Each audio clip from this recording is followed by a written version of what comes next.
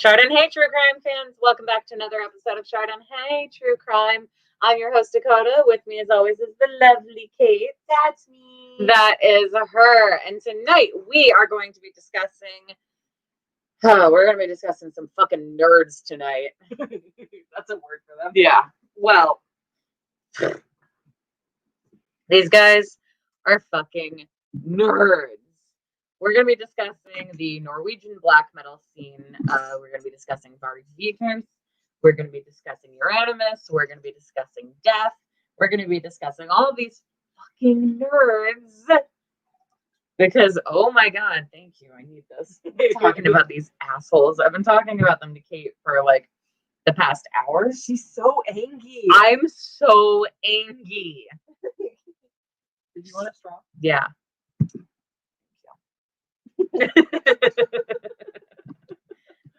I'm angry. I've been talking about this for like 2 days now, right, Kate? Yeah. 2 days.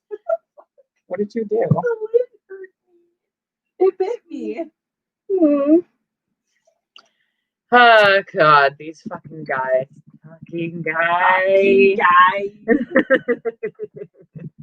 Seriously. Oh my god, these guys are so dumb. Hang on a second. Let me just update this really fast. Varg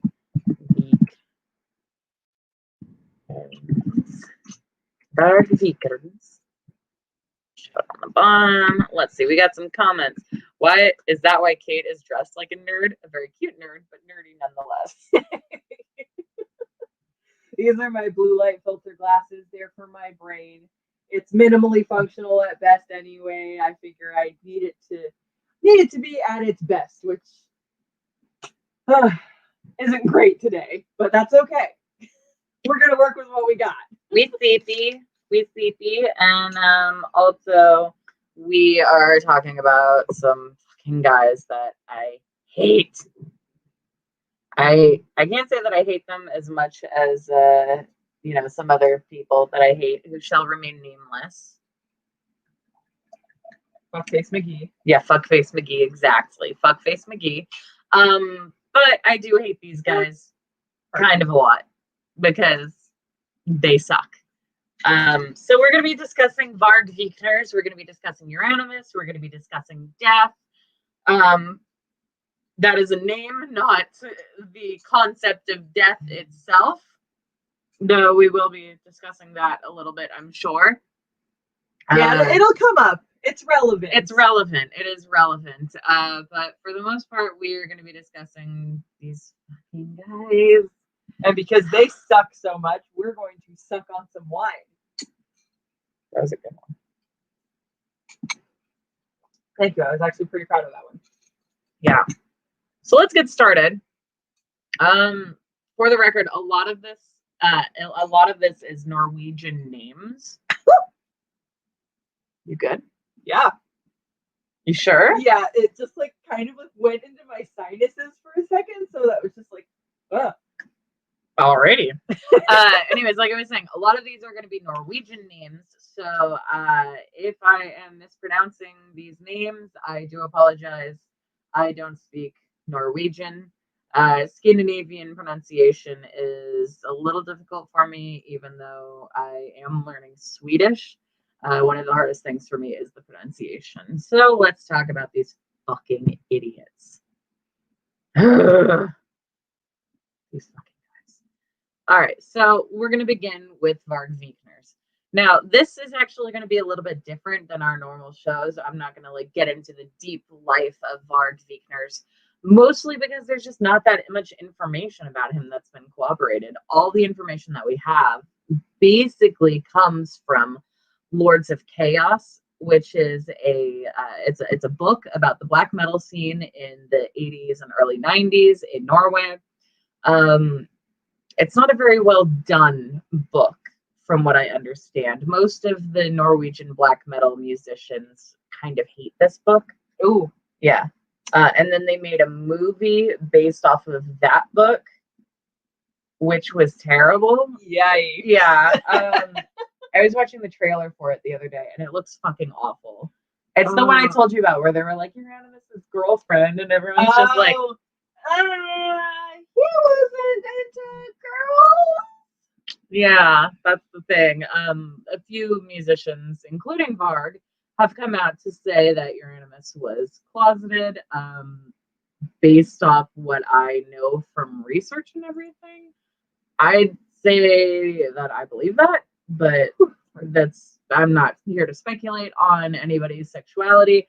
I'm here to tell everyone what happened, and what happened is a whole lot of fucking bullshit. But let's get started with Varg Vikernes.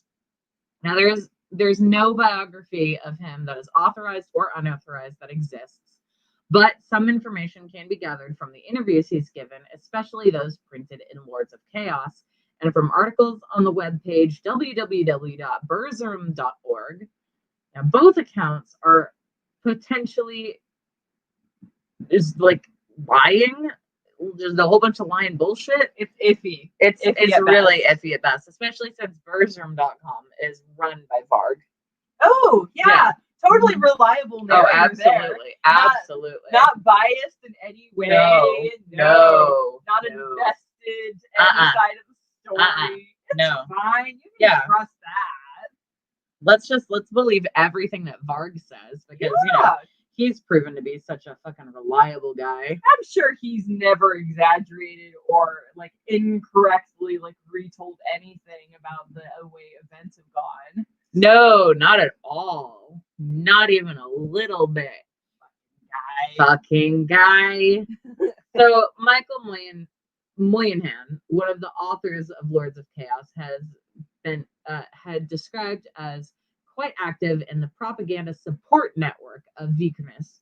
Burzum.org, on the other hand, has not been noted at all by any secondary sources. So the guy who wrote Lords of Chaos, he's like a fucking Varg Vikernes like fanboy for sure. Yeah, fun. He's a total fanboy for Varg, and I'm just like, listen, I've listened to Varg's music. Why are you a fanboy? Yeah, like I was hearing a little bit of it while she was like doing the notes, and it's just like, huh? Is this like just what this type of music sounds like, or is this just bad? No, that's just bad. Okay. Now I'll play you some good metal. I'll play you some. The comments on it, though. Oh my god, the comments were amazing. So what about the vacuum? Oh my god. So we're listening to one of Varg's songs from one of his Burzum albums, and someone commented on it. They were like, I was reading comments to her because they were so funny. I couldn't not. One of the comments was so fucking funny. It was like, the only con of this song is you can't listen to it while vacuuming because you won't be able to tell the difference. And I was fucking wheezing. It was so funny. And as somebody who listened to a very loud vacuum for 3 fucking hours today, can confirm. Yeah. It sounded exactly the same. There was also that comment. My favorite part is when he says, literally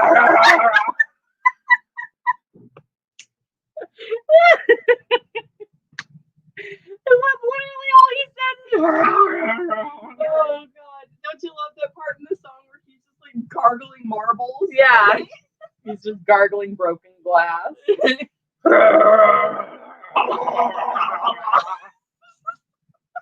And that is our Varg cover. That is our Varg cover. You can find our EP, Mistresses of Mayhem, online at www.burzumsucks.org. Contribute to our Kickstarter at patreon.com.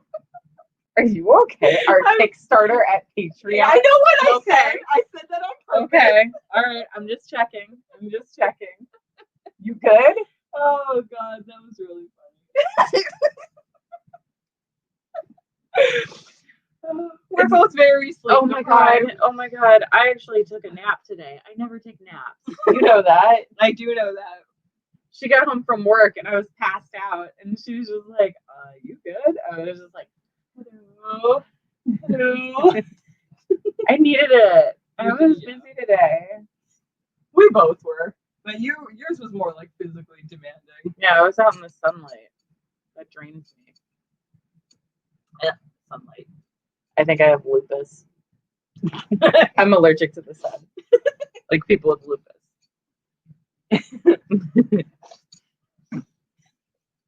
It's either that or I'm just a vampire. Say bat and see if you turn into a bat. But Human form. God, what would you do if I actually turned into a bat right then? I probably would have shit myself. Oh God. Imagine that being the way you find out. Just Dakota, do your impression. No, I don't want to do my Laszlo impression. Oh, Sorry. no, do it. No. Yeah, it's so great. But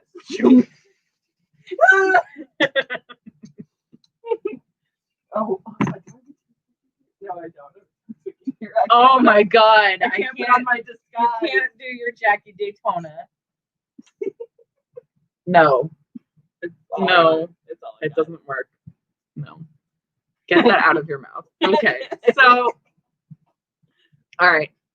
In the interviews printed in Lords of Chaos, Vikernes talks about his background and his childhood, and there's even an interview with his mother, who's either known as Helene or Lene Bor.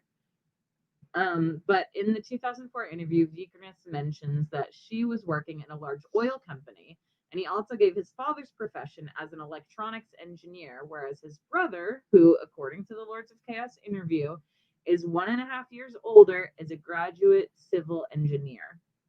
God, imagine being the brother of Varg Vikernes. And just imagine, like, I'm just imagining, like, family dinner, and then Varg shows up, like, you know, like, all the, like, metal, like, and they're all just everything. Like, just a happy, normal Norwegian family, you know, they're all blonde and, like, really tall and stuff, and then Varg shows up, and he's, like, black shirt and, like, makeup, and just sits down. Oh my God. What? Oh God. What is Noel Fielding's character in Richmond? Richmond. It was like Richard. Like I was like Richard. No. I was like, no, that's wrong. Richmond. Yeah. Yeah. Like, he's just like Richmond walking into the room. Just no, you're not coming to the funeral. What funeral? So, anyways, in the Lords of Chaos interview, Vikernes recalls an incident from his childhood. When he was about 6 years old, the family moved for about a year to Baghdad, Iraq, because Vikernes' father was working for Saddam Hussein, developing a computer program. Cool. Okay, that happened. I'm just sounds legit. B, why would you make that up and brag about that? I mean, this guy is like a Nazi. That's true. Yeah. So, anyways, since there were no places available in the English school in Baghdad, the young Vikernes went to an Iraqi elementary school during this time. And according to his interview, he became aware of racial matters. Corporal punishment was not uncommon in school, and on one occasion, Vikernes had a quarrel with a teacher and called him, oh God, this is horrible, a monkey. Yikes. That's not, oh God. But as Vikernes perceived it, the teachers didn't dare to hit me because I was white.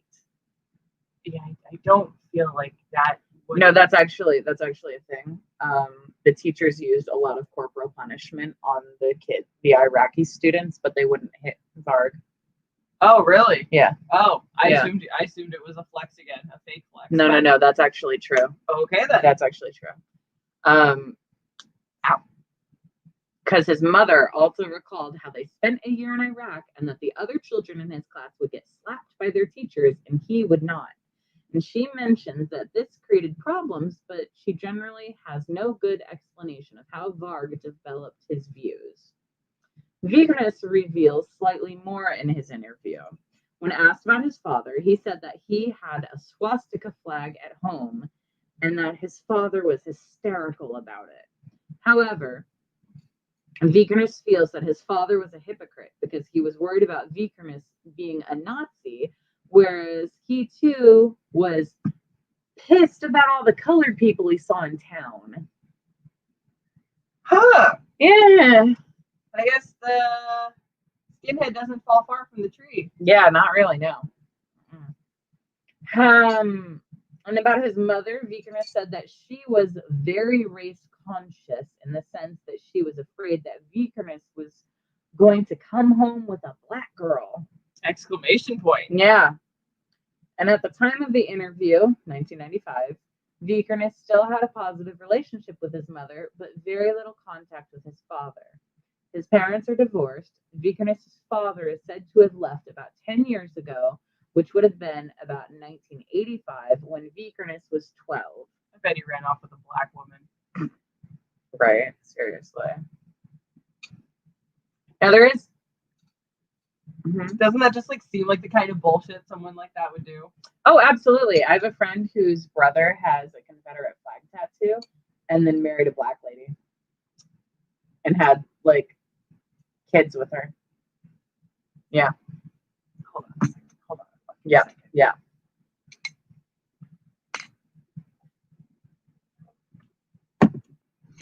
My brain hurts already. What is wrong with racist people? Yeah. That is just like the question, isn't it, though? Just overall. Mm-hmm. Yikes. Yeah.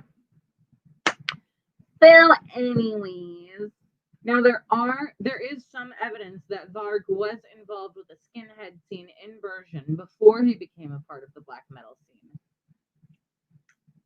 Gudrick Clark introduces Bertram as the musical vehicle of the ex-skinhead Vikernes.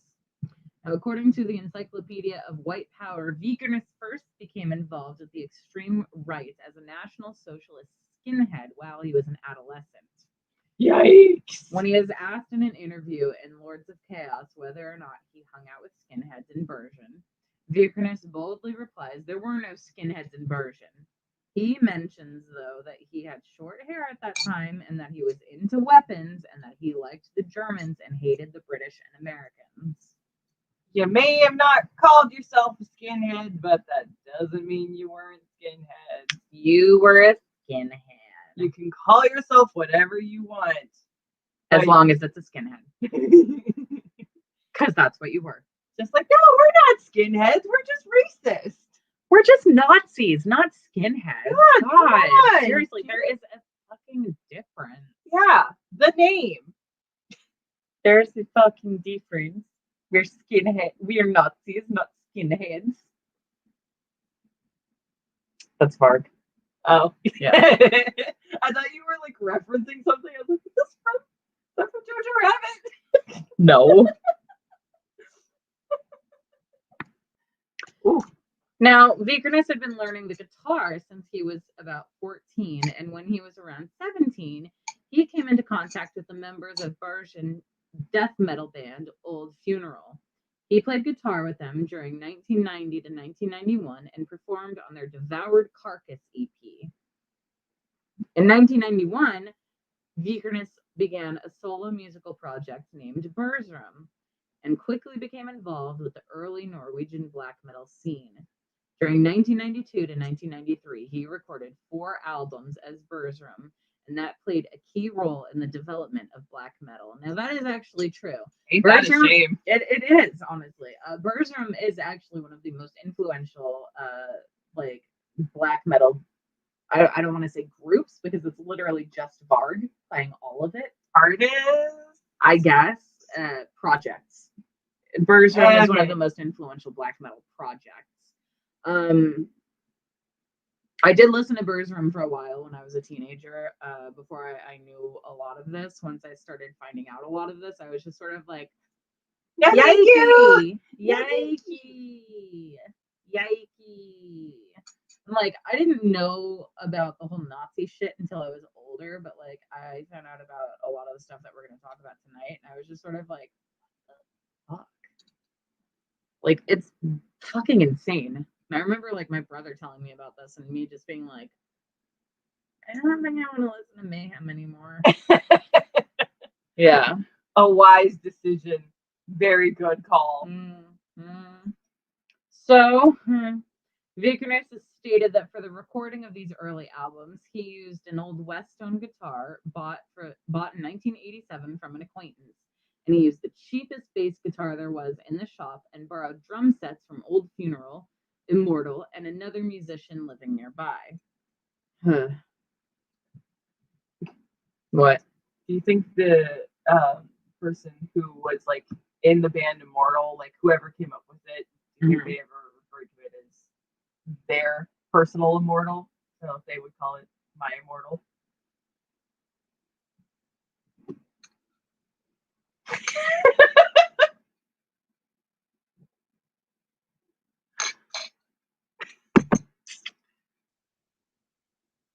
Is that a no? No.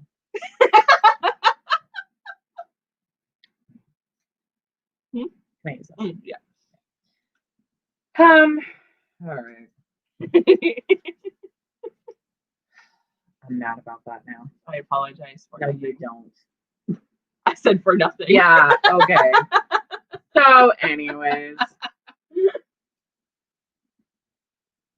All right.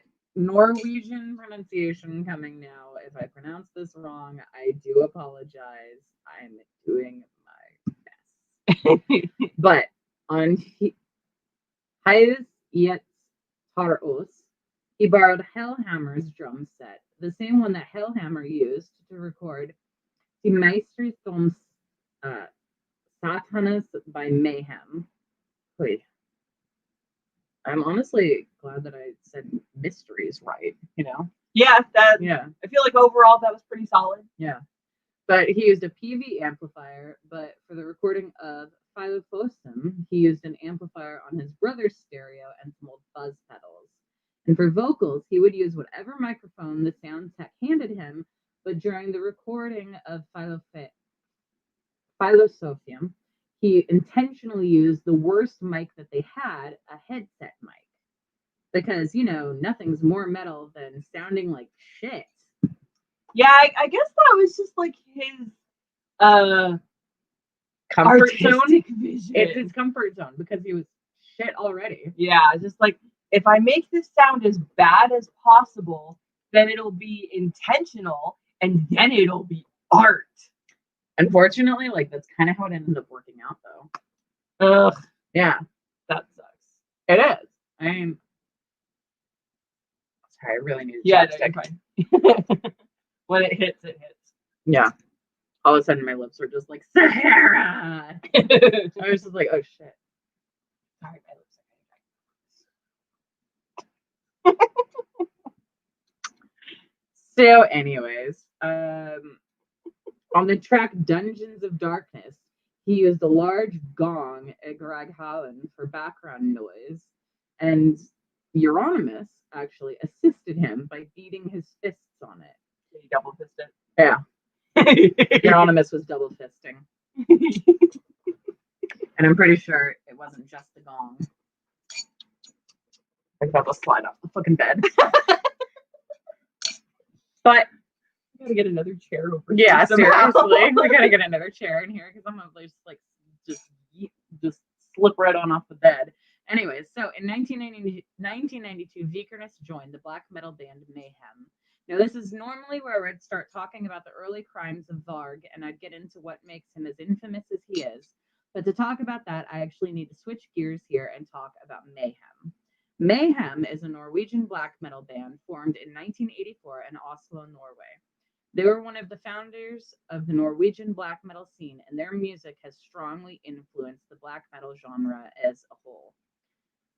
In the beginning, Mayhem was founded in 1984 by guitarist Øystein Arseth, known initially as Destructor, and then later Euronymous.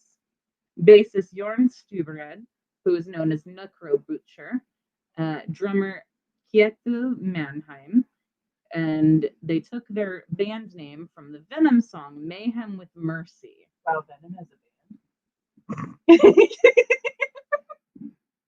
That's so dumb.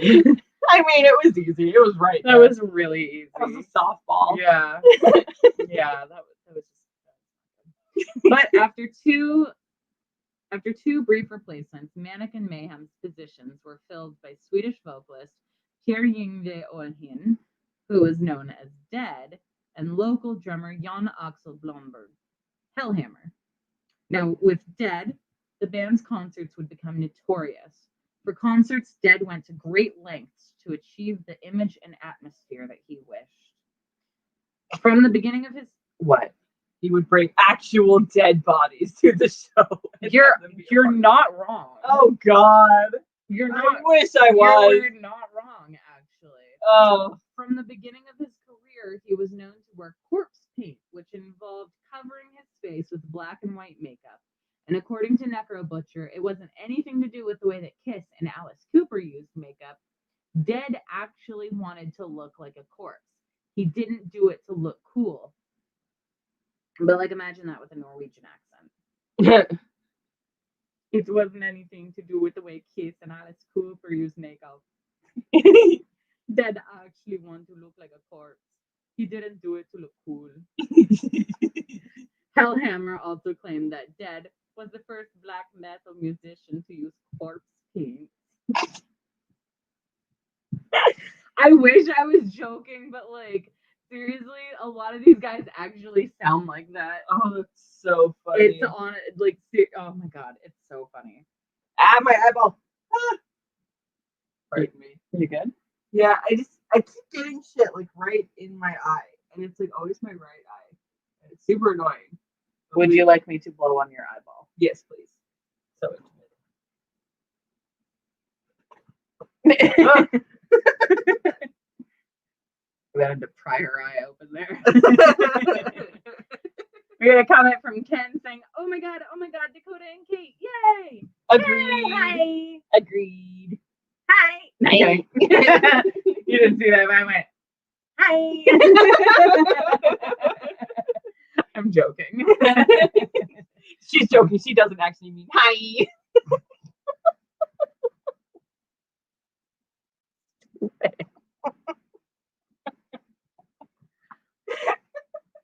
Kate, come back. We need to finish the episode.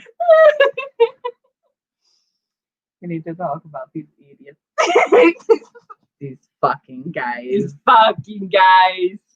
So, anyways, to complete his corpse-like image, Dead would bury his stage clothes until they started to rot, and then would, like, dig them back up again to wear on the night of a concert. That's so gross. Yeah. Like, God, there are so many other ways that you could achieve that.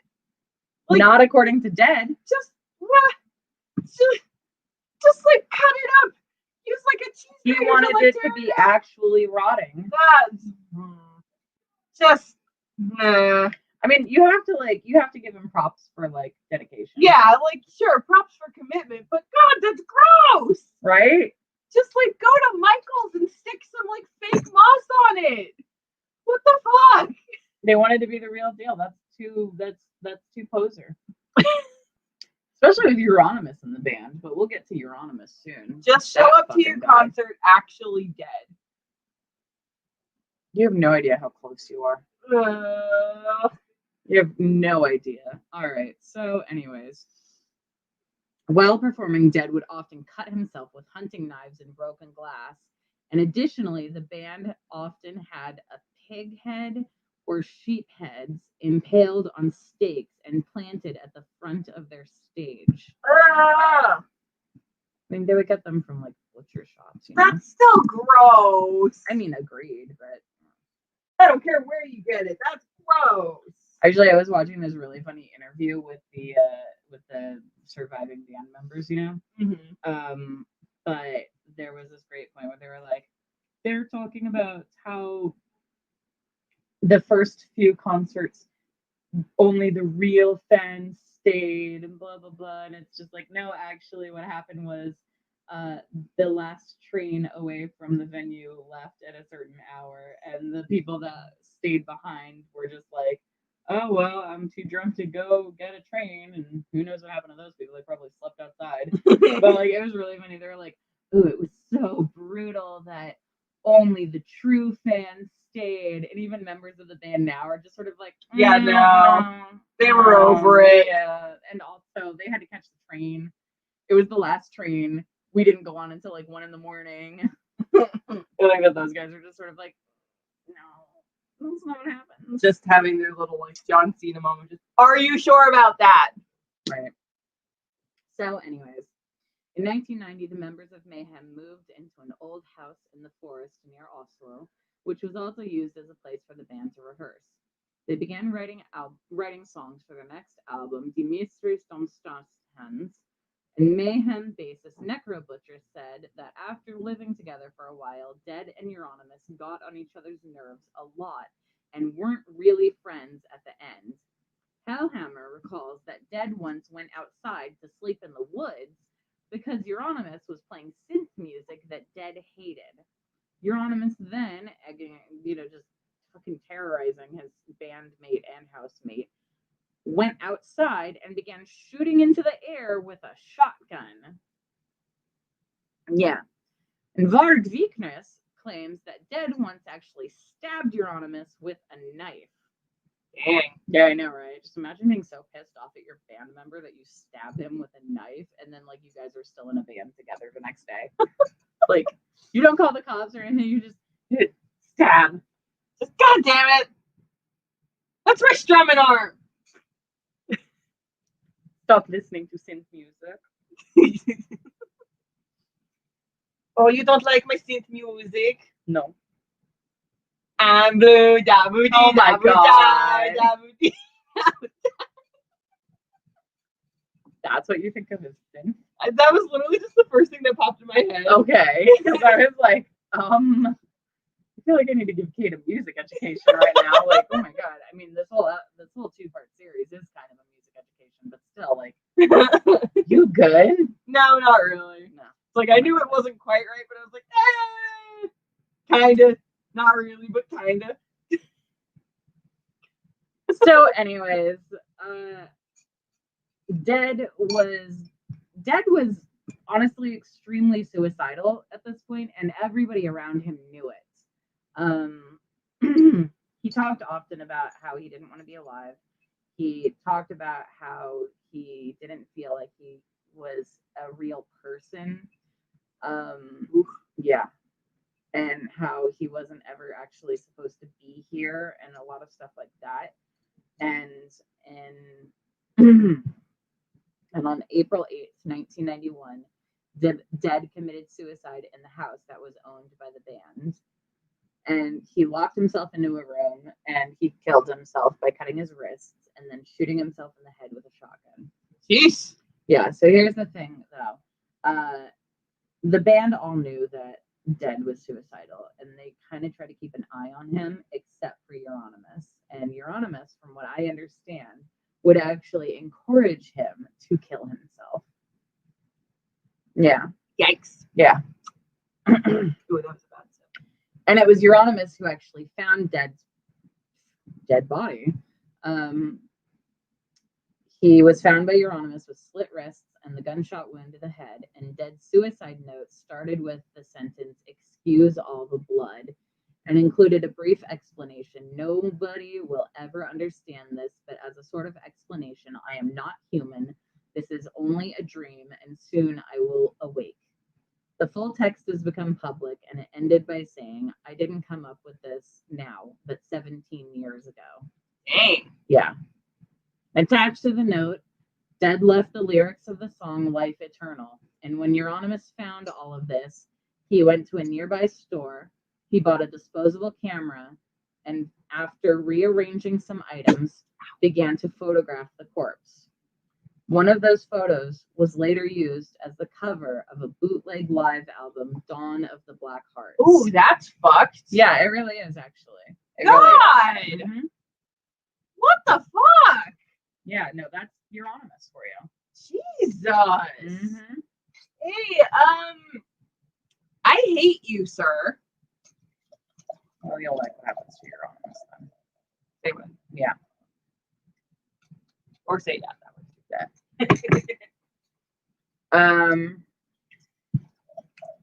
So Necro Butcher recalls of how Euronymous told him of the suicide. Oysen called me the next day and says, "Dead has done something really cool. He killed himself. I thought, have you lost it? What do you mean cool? He says, relax. I have photos of everything. Literally, he says, relax. I've got photos of everything. I was in shock and grief. He was just thinking how to exploit it. So I told him, okay, don't even fucking call me before you destroy those photos. Euronymous would later claim that he did destroy the photos, but obviously he didn't, considering that one of the photos became the bootleg album cover. Yeah, I don't think some rando just like got their hands on it and then put that on an album like that. Like their album. Yeah. For fuck's sake. Like, yeah. That's not how things work. And like that's certainly not how things worked back in 1991. No. Not like they hacked your hard drive. You had a disposable camera. Yeah. Seriously. It's so fucked up. But it gets worse. I can only imagine. You're not going to like this. Okay, I believe that. So, Euronymous used Dead's suicide to foster Mayhem's evil image and claimed that Dead had killed himself because black metal had become trendy and commercialized. Oh my god! In time, rumors spread that Euronymous had made a stew with bits of Dead's brain and had made necklaces with bits of his skull. The band later denied the former rumor, but confirmed that the necklaces made out of skull were true. Moreover, Euronymous claimed to have given these necklaces to musicians that he deemed worthy, which was confirmed by several other members of the scene, like Bard Faust Einhorn and John Metallion Christensen. And this is where we begin to talk a little bit more about Euronymous and what he was like as a person. In case you don't know what this guy was like already, let's get into it a little bit more. Oh boy. Euronymous was born Oystein Arthseth on the 22nd of March, 1968, and is considered a founder and central figure in the early Norwegian black metal scene, which honestly I'm sure he fucking loved. He also started and ran Death Like Silence Productions, a Norwegian independent record label founded in Oslo in 1987 and ended with the death of Euronymous. So there's something for you to look forward to. Him dying. After starting Death Like Silence Productions, Euronymous opened a record store, Helvete, which of course is Norwegian for hell. God, this guy's just like a fucking edgelord. Unfortunately, this is before edgelords were a thing. Like, people who do shit like that now are basically trying to be Euronymous. Yeah. He was the OG. Yeah. Like, nowadays, you would call him an edgelord and everything. And it's like, ooh, so edgy. But, like, honestly, this guy actually did this shit, you know? Yeah, and he, like, committed to it, but fucking edgelord, man. Like, yeah. Like, naming the shop Helvete. Hell. Like, Helvete. Ooh, so edgy. I am going to Helvete. Just, oh, yeah. If Euronymous is there, I'm sure it is. And Euronymous was always there. So it was always Helvete. So, anyways,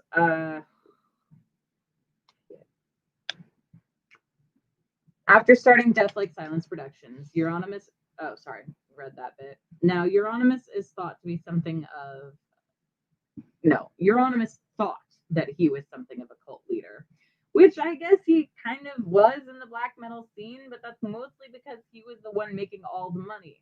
The records that he produced and sold, he kept the royalties for to pay his bills. Like, he would promise these bands royalties, and then they would show up and be like, hey, where's our royalties? And he'd be like, oh, yeah, I don't have a lot of money, like, right now, so you'll have to come back later. Just, oh, we haven't really gotten any money, and so I can't pay you any royalties yet. Yeah, basically. So I'm going to be keeping a lot of the royalties because you weren't brutal enough for my shop. It's the rent that you have to pay for having your cassette in my shop. Your single did not said. You were too soft. You were practically sunshine and rainbows. What is it, the Beatles? Oh, I missed. Yeah, so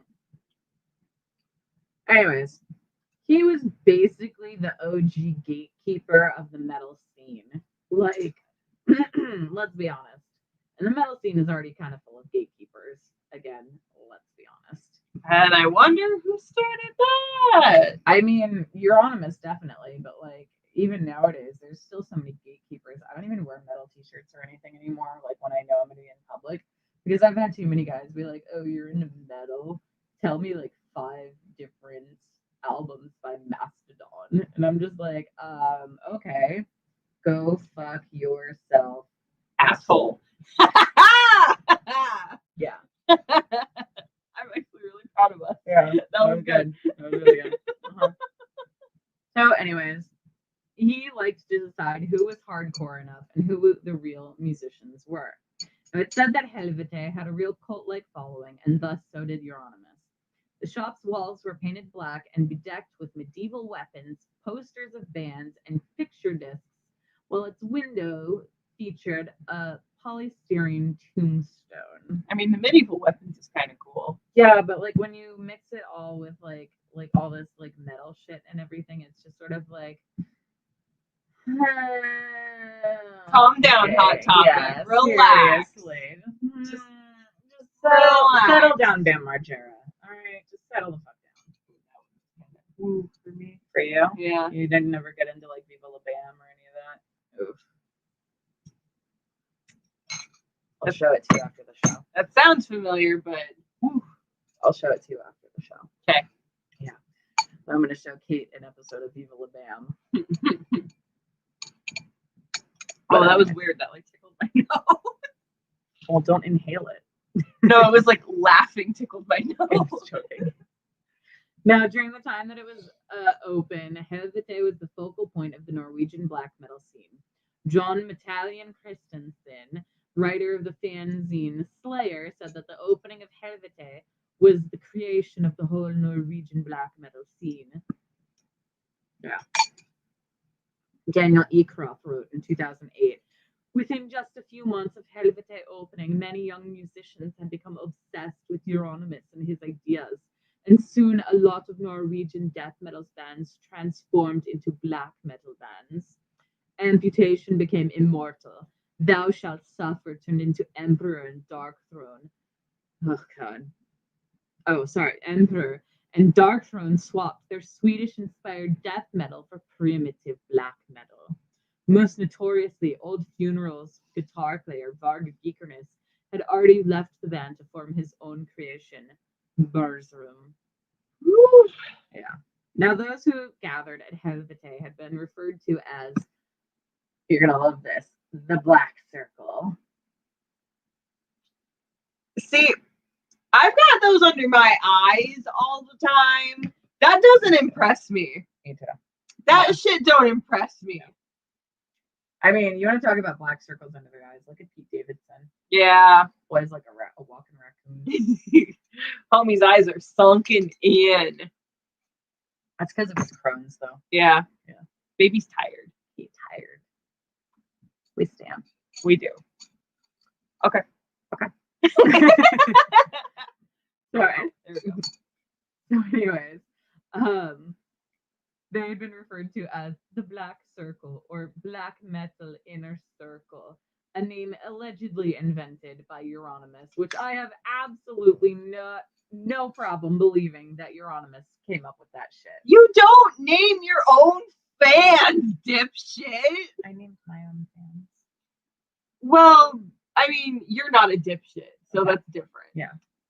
But Euronymous is a dipshit. Yes, Euronymous is a dipshit, so dipshits don't get to name their own fans. Yeah. And that's that on that. That's the difference. Mm-hmm. A very important difference. Apparently, I am not a dipshit, so that's good to know. Anyways, so Euronymous presented the Black Circle as an organized cult-like group of militant Satanists whose activities were funded by his record shop And in 1993, Kerrang article referred to them as satanic terrorists. That's just mean to Satanists. Yeah, it really is. Now, Gesundheit. Wow. You good? Jesus. You good? Wow, that came out of fucking nowhere. Oh my god. Is you okay? Yeah, I'm fine. Please continue. So anyways, Faust later said that it was just a name that was invented for the people who hung around the shop. There wasn't anything like members and membership cards and official meetings. So, likewise, in his interview of Lucifer Rising, Varg Vikernes said, the so-called Black Circle is something Euronymous made up because he wanted to make people believe there was such a thing, but it was nonsense and never existed. The media, on the other hand, believed it and existed for a while, but quickly stopped talking about it when they understood it was a fake rumor. I will say this. Yeah. I think it's a really wasted opportunity that he didn't actually make it like a membership thing, because he could have made fucking bank on that, apparently, if it was as popular as he believed. Or is it like seemed to be, or whatever? I don't know if it was actually popular, if he was just like saying it was popular. I mean, it's like the only place that the metalheads are like hanging out and everything, but like think about this, like all of these metalheads were like all intertwining with each other and stuff. Like, this guy's in this band, but also this one and this one and this one, and this guy's in this band, but he also plays for these guys. Mm-hmm. So the community's, I don't know, not as big as it would seem. Plus, Norway's a small country. Yeah, that's true. And Oslo's even smaller. Oslo country? No, it's a city in Norway. Okay, I was just like, wait a second. It's a very small city in Norway. Okay, yeah. Then it stands to reason. It's like big, but like. Then it stands to reason that if Norway is small, then Oslo is small. Anyways, so. According to Stan Occultus Johansson, the space that Euronymous rented was far too big and the rent was too high. That's the reason why it never did well. And only part of the building was used for the shop itself because Euronymous and another member of his staff. Whoops. That's what I get for fidgeting. Apparently. Where's your fidget cube? I don't know. I lost it in here somewhere. It's not hard to do in here. Yeah, I know. I am aware.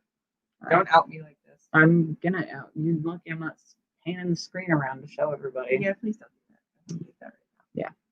Yeah. Anyways, so the building, only a portion of the building was used for the shop itself, and they actually like lived inside the like record store basically. Oh, yeah. I mean, I guess if you can't like in the basement or something.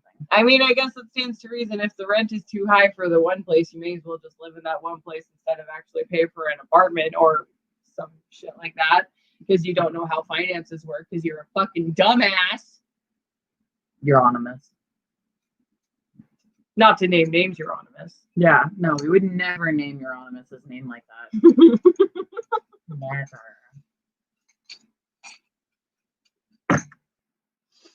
Huh.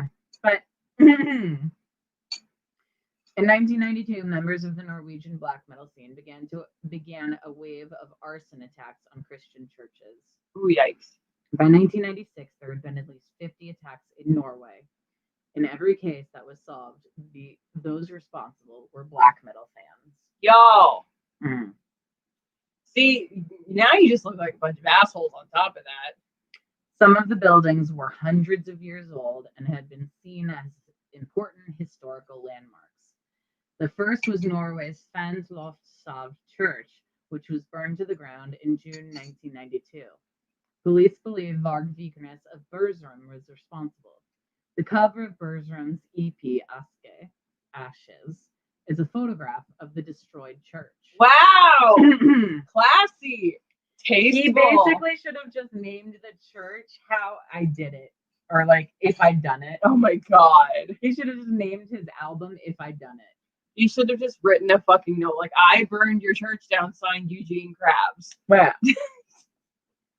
signed Varg Vikernes.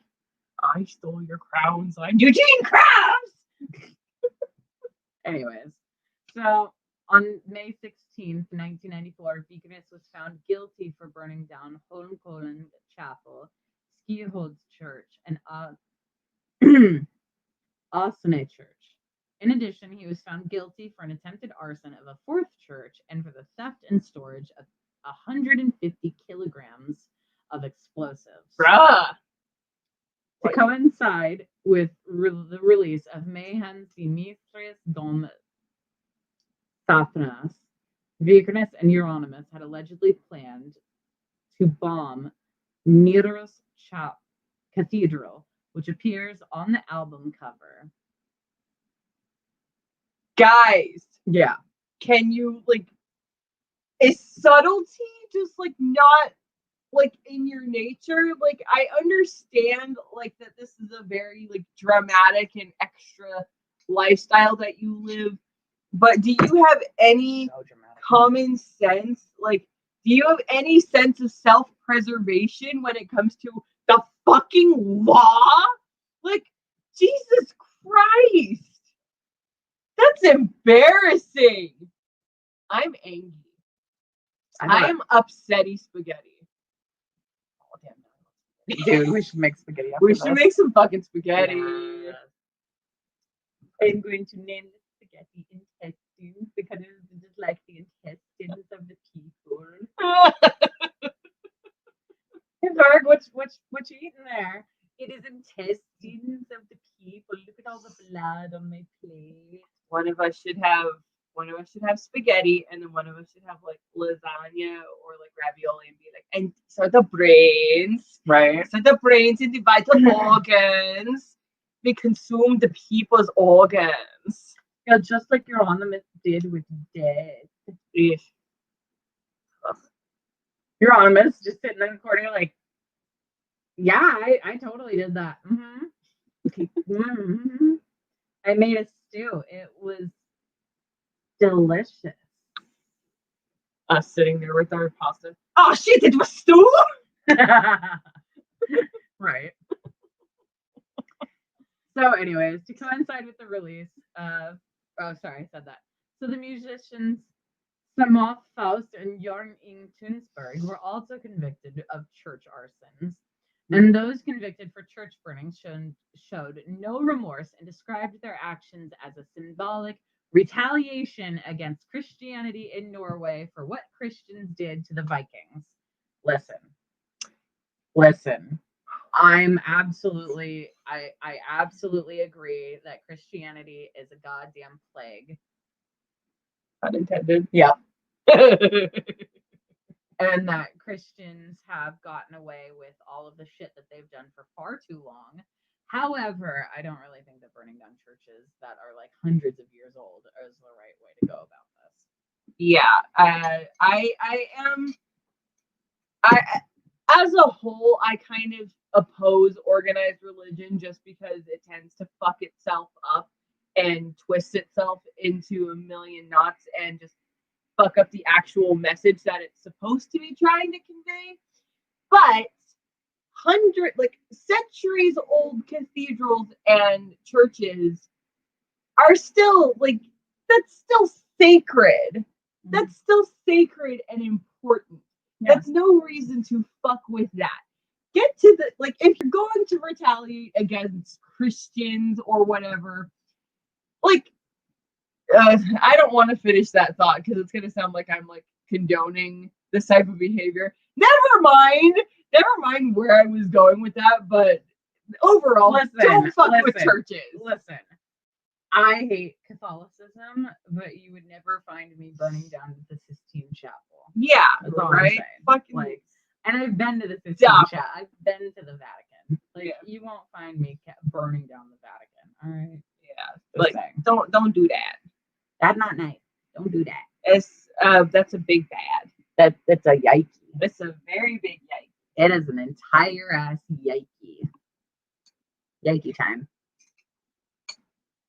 We don't really do yikey steps anymore. We have to pick that back up again. I missed that. Anyways, so Mayhem drummer Hellhammer said that he had called for attacks on mosques and Hindu temples on the basis that they were more foreign. That's even worse. Yeah. Because that's also racist. Yeah. Now today, opinions on the church burnings differ within the black metal community. Many, such as Vikernes and Golov Gorgorov, have praised the church burnings, with the latter saying there should have been more and there will be more of them. Oh, Others, such as Necro Butcher, Oh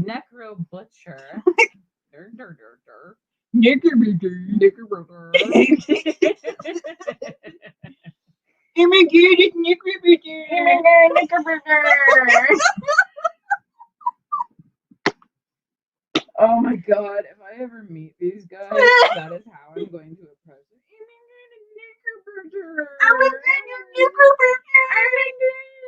Punch. That will be them touching us. I swear to God.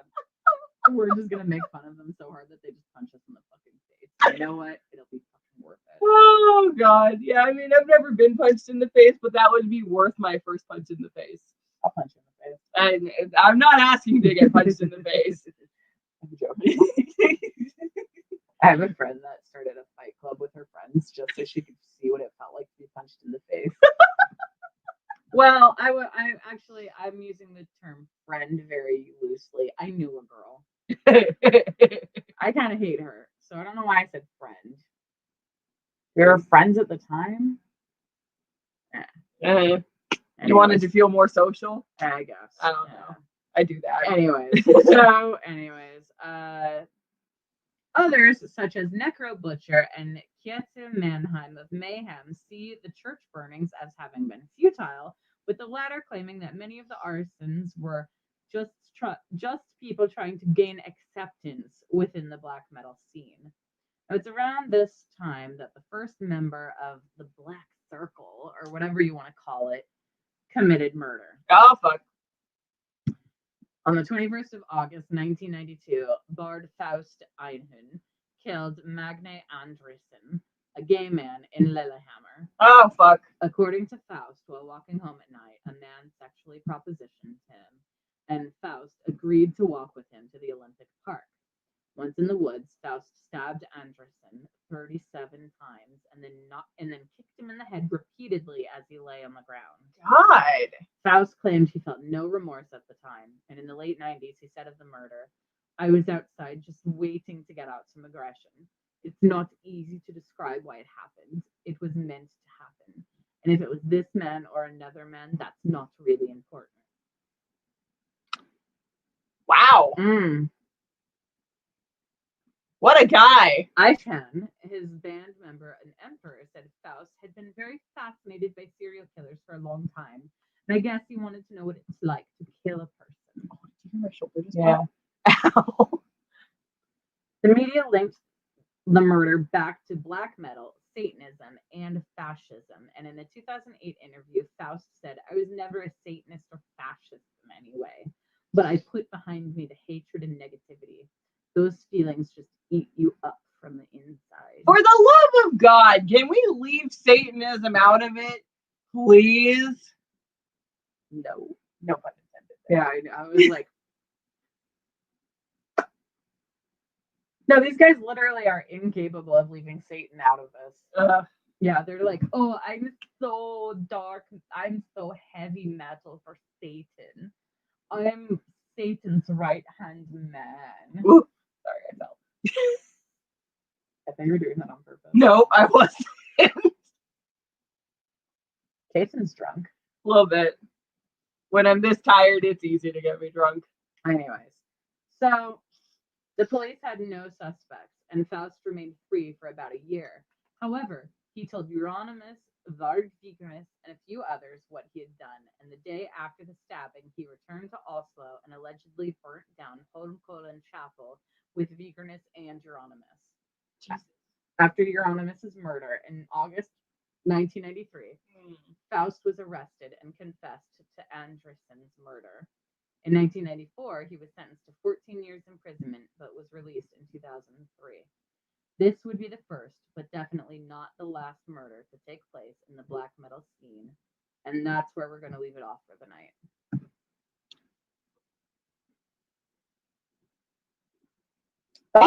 These guys are a fucking nightmare and a fucking mess. And I hate them very much. Do you see why I was so mad earlier today? Yeah, you were a ball of anger. Yeah. And do you understand it now? yeah, because like now we are a ball of anger collectively. I am a ball of anger. Yes. No.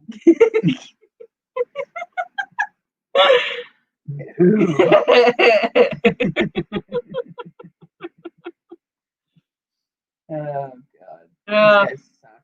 I don't like I don't like it. I actively dislike it. So you see why I said that these guys piss me off? Not quite as much as fuckface McGee's dick,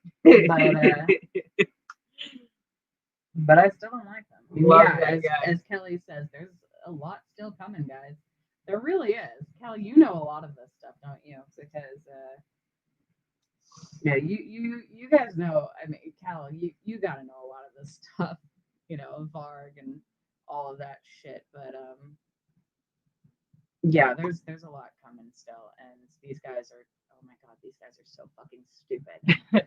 These guys are so fucking stupid, and like I hate all of them. Like, there's no one person that's like a good guy in all of this, except maybe Dad.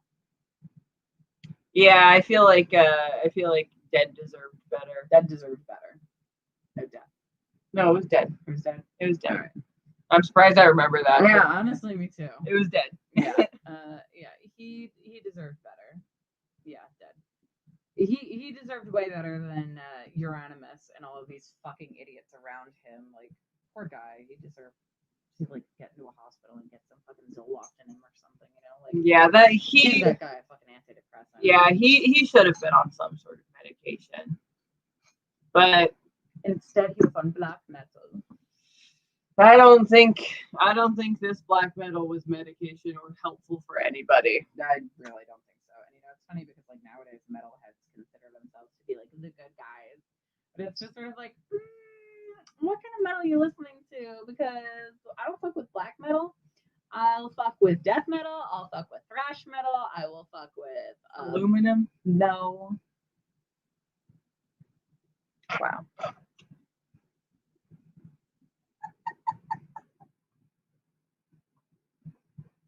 Apparently, I'm going to be fucking with black metal while I murder Kate. I'll fuck with aluminum because it's a really weak metal. That's my style.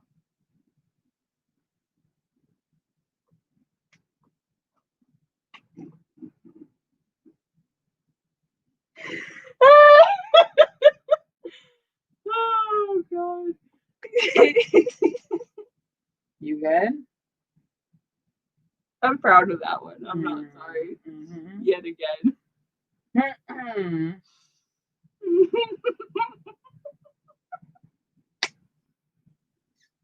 Anyway, here's a fun fact. Groups like Black Sabbath, Led Zeppelin, and Deep Purple are considered to be the first heavy metal bands. Huh. And then you listen to them now and you're just sort of like, bitch, where? It's your rock. Bitch, where? Led Zeppelin, heavy metal? Okay. That shit's aluminum. You're aluminum.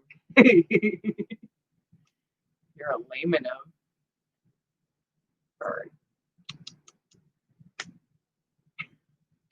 Apparently, we do need to get some pasta into Kate. She's getting stupid. Oh god, I had the stupid so bad earlier today. I couldn't remember the word for empty when I was telling somebody to like. I was trying to tell them to like empty out our like stock drawers, and I was like, they need to be and the word empty just wasn't coming to me. So it's like they just need to be more unfull. My associate was very worried about me. Yeah, I don't fuck with black metal and I don't fuck with new metal. And anyone who knows new metal knows why I don't fuck with new metal. I'm not gonna sit there listening to fucking Korn or like Papa Roach. No, thank you. Anyways, that's just me. I'm gonna play some good metal for Kate. And I'm gonna drop shit on the ground. She's gonna drop shit on the ground, and we will be back on Thursday to finish up this episode of Chardonnay True Crime featuring Varg Vikernes and Euronymous and Dead and all of the fucking black metal morons from Norway in the early 90s.